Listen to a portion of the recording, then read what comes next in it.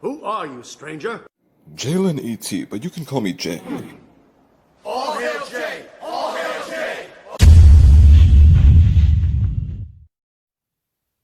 Fair use, this is not for kids.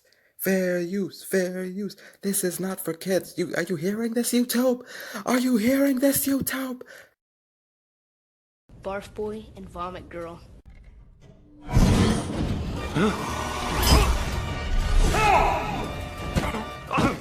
It's bigger. It's badder. Ladies and gentlemen, it's too much for Mr. Webtoons. It's finally ready! You know, I went through quite a few supers to get it worthy to fight you, but man, it wasn't good enough! After you trashed the last one, I had to make some major modifications. Sure, it was difficult, but you are worth it. Well, hello, everyone. Yes, we are finally back to good versus bad writing. Well, I saw the results, and I don't know how I didn't expect this, but maybe I should have. And as it always seems, the audience always likes to prefer to see me embarrass myself.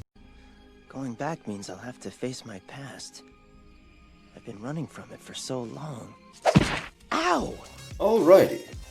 Well, now I guess is the time where I be 101 fair to all of the poor stories I have criticized, because now I'm dishing it out on my own writing.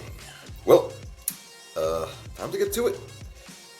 Now, first off, since we're talking about a day in the life of, I think it would be fair for me to explain exactly what that is, since unlike the previous topics, many people may not be very familiar with day in the life of.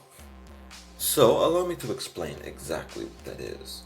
Essentially, a day in the life of is usually at the beginning of the story, sometimes considering what kind of story you're doing, whether it's a movie or a game or comic in my case. It could be the prologue or the pilot or whatever. But it's a very important element to a story where you establish the setting, what goes on in that setting, and the main character's relation towards that setting. Now, a perfect example is The Incredibles. The first Incredibles, to be more specific. Not this two. Anyways, yes, the first Incredibles. So, in the first Incredibles movie, it is made extremely clear in the beginning of the movie that heroes exist, and that Mr. Incredible used to be one of the most famous of those heroes, but not just famous. He was also one of the most dedicated and hard-working of the heroes, to the point where he would spread himself thin just to save and protect others. And he genuinely enjoyed that. However, due to an incident in the past, which led to a legal issue, heroes became illegal. And now, a universe, or specifically this city or whatever, where superheroes were very common, very well known, established, are now banned. It is time for their secret identity to become their only identity. Time for them to join us or go away. There are still people with super abilities out there. However, they have been pushed to the background. As to now, superhero work is deemed illegal. And so, they, as well as Bob himself, Mr. Incredible, is now working as an average father in an average life. And there we go. That establishes the setting of the story, the character's relationship within the story.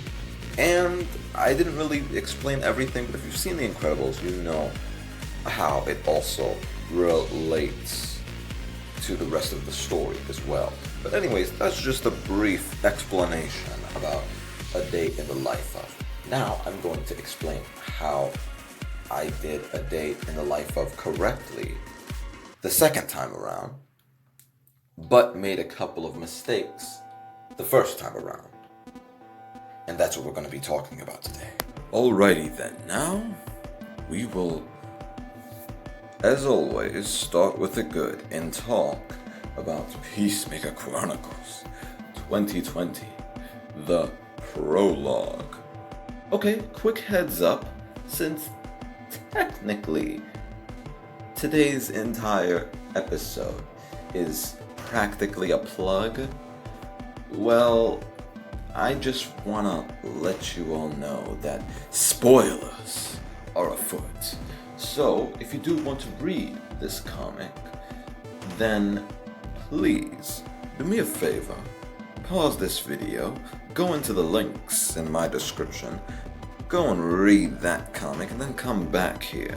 But if you are okay with spoilers, then continue to watch this video and see how I get this story element right. So, in the beginning of the prologue, we start with Robin. And we quickly see that he is getting an email for a new job, which so happens to take place in Vanille City. Now you see here, what I've done right here is I've established what exactly the character's motives are, why he needs to be in this location, and what his relevance is. Now that I've done that, I can introduce the city to our audience through this character, Robin. And so everything that he is seeing for the first time, so is the audience. Now I will continue. Yeah, boy. Now that I have already introduced the audience to Robin, established why he is in Vanille City and what his purpose is, now we shall talk about Vanille City itself. We quickly see that the area that he arrives at is in shambles. There is destruction, there is collateral damage everywhere. Then we quickly see a news broadcasting helicopter in the news and watching him speculating if he is a brand new hero.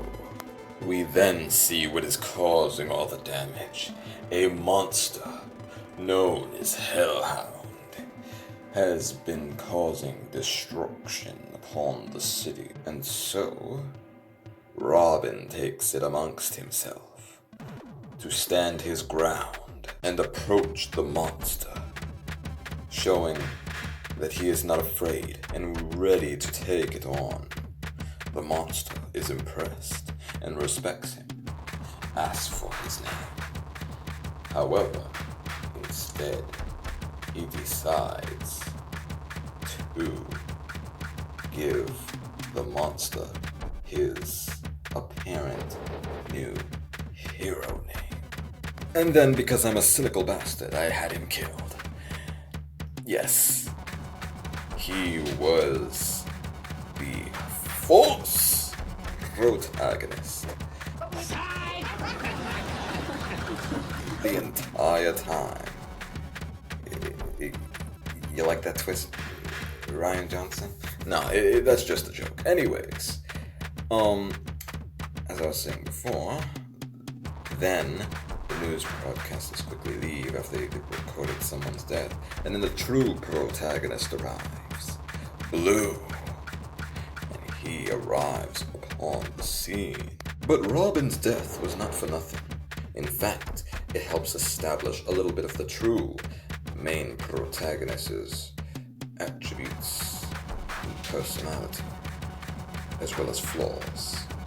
As you see, he was too late to save the person he came here to help in the first place. But then, to further establish his character and possible relationship he has with the city, we see that he is not very known as well as respected. And nor is he very good with words, and he's a bit clumsy, as I just established. But then, quickly, he unintentionally angers Hellhound, and they get into a quick fight. Well, technically it's really just Hellhound flaying Blue all over the place.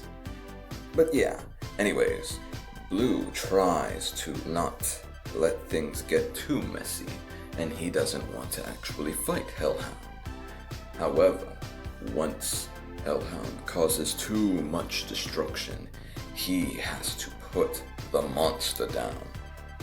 But he does not feel very good about it. In fact, he quickly regrets this decision he made.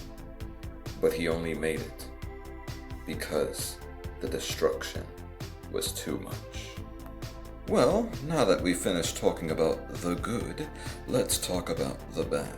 Oh my God! Now, in the prologue of Pacemaker Chronicles 2020, I took a good amount of time to help establish the character, as well as the world that we will be reading about.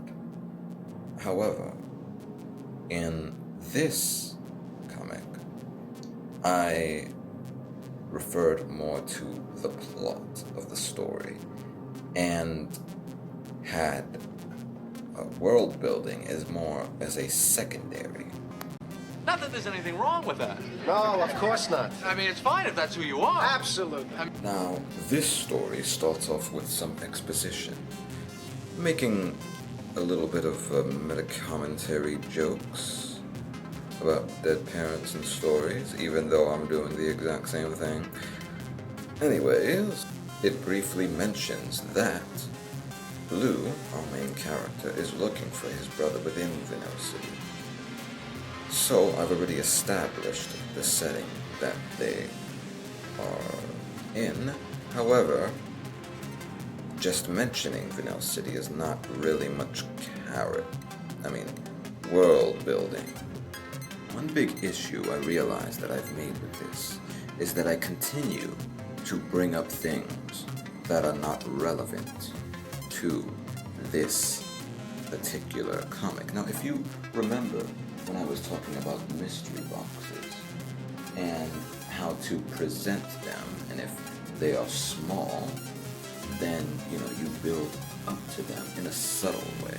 But if they are big, then you want to build up to them and make the audience know about it. However, when you do that, you must do it when it is a lot more relevant, and that is the mistake I have made here, because this is the very first episode of this comic, and unfortunately, most of these things that are mentioned within this comic do not exactly get fully answered or resolved. Some of them do much later down the line, but the issue with that is that, well, that is much later down the line. I'm mentioning it when it is not at all relevant to the story right now, and I should be paying attention to what's going on right now instead of what's going to possibly happen in the future. Now, this scene right here, where this guy is bullying Blue at the restaurant, in the grand scheme of things, is pretty inconsequential, considering that this is supposed to reference or implicate the dangers of Blue's strength or what he might do when he is angry. But you see, the reason why this does not work is because he never gets angry in this comic. And as I said before, it's all about establishing what's going on right here and now, and then building off of that in future episodes or later on in the story. But as I said before, I'm focusing too much on future events instead of what is going on in this comic. And then we kind of have a string of events that are just happening. Now, unlike the prologue, where I have it established that heroes are a big thing within Vanille City, and news broadcasters would go out of their way just to catch a glimpse of a possible new upcoming hero on live TV, taking down a monster. In this comic, I just established that heroes exist. And that's kind of about it. I don't really go into what their role is, how much of a relevance they have within the city. They're just there. And that's about it. And then once again, we just have more things that are just happening and just being said without anything beforehand being previously established, or at the very least, something simple that is being established right now, because this links to things that have happened in the past that we have not seen yet, where Blue talks to Dr. Higashi about wanting to be a hero and being worried about the relevance he might have of being a hero. But the problem with this scene is that nowhere before this scene have I made it clear, have I established that Blue even wanted to be a hero, or this was even something he struggled or cared about. As a matter of fact, the things that I have established with Blue already are not relevant to the rest of this comic. So, yeah, that was a bad call on my part. And then Blue finally approaches the monster. However, he doesn't take it very seriously, even going as far to play video games on his phone and having a bit of arrogance and pompousness in the way he speaks, which doesn't really make the character feel like this is something he really is invested in. Which, to be fair, I haven't even established to the audience if he's really invested in this that much. Which he made clear when he was talking to Dr. Higashi that he might be, but what is this telling the audience? And it's gonna make them wonder, why is he even here in the first place? Why is he actually going out of his way to stop this monster? And then they get into a quick fight, and you see I reveal how strong Blue is, which I did hint at earlier in this comic. However, I did make a very monumental mistake here. Even though I did have a big opportunity, I set up in this comic that when he gets angry, that's when his full power comes out. So, if that's what I'm establishing in this comic, then that's how I should show it. However, what I said before is not what's lining up with what's happening right now. Because in the fight, it is made blatantly clear that Blue is excited. He is enjoying this fight. He is not angry. There is no hostility towards the monster. And that is a very crucial mistake I have made because it does not line up with what I have previously established. Once again, one last time, as we compare this to the new comic, where Blue tries his best to avoid confrontation from the monster. However, he falls into it because of how he talks and how he doesn't know how to talk. But that wasn't intentional. There was no smugness about it compared to the original comic. So it comes off a little bit more innocent, and it wasn't done on purpose. So when the confrontation does happen, and he is forced to kill this monster, then we see how he truly feels about it, and he is very upset with himself, and that is why he did not want to kill this monster, because he was not very comfortable with doing so. But anyways, what do you think, my lovely, beautiful and handsome fans, my audience? Yes. Let me know what you think of the Peacemaker Chronicles. And be sure to check out Peacemaker Chronicles 2020 especially, which there will be a link in the description. And let me know if you still want to see that B-movie versus Ratatouille, good versus bad writing video. Anyways, I want you all to have a very nice day, and remember to come back for more and see what I have in store.